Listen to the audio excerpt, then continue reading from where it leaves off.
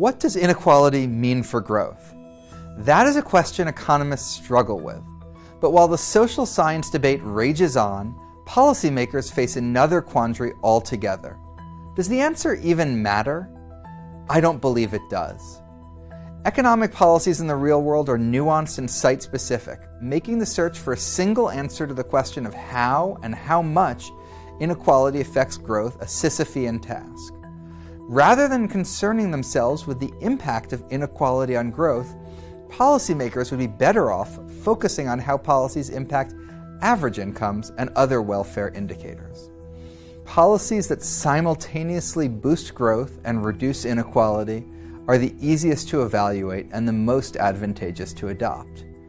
These types of approaches, what I call all good things go together policies, are easily applied to education, but can work in other sectors of the economy that are squeezed by imperfect competition.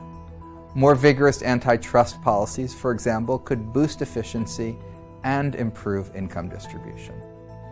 It's far more difficult to evaluate policies that involve a trade-off between growth and inequality.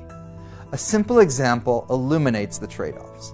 I will analyze a 10% reduction in labor taxes paid for by a lump sum tax. Under this plan, average output increases by 1%. But when checked against the numbers that really matter, the outcomes are less rosy. Applying this model to the distribution of U.S. household incomes in 2010, I found that while most households would benefit from the higher pre-tax income, 2/3 would also face higher taxes. In addition, households would have less leisure. As a result, around 60% of households were worse off because of the tax change, even though average household income went up, driven by gains at the top.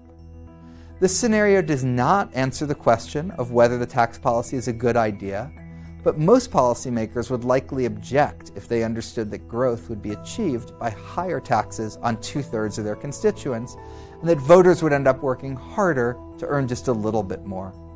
Social scientists should continue to ask whether inequality is good or bad for economic growth, but policymakers should focus more on how to achieve their economic goals. For them, the answer may be less obsessing over aggregate data and academic debates, and more on how their decisions impact real people.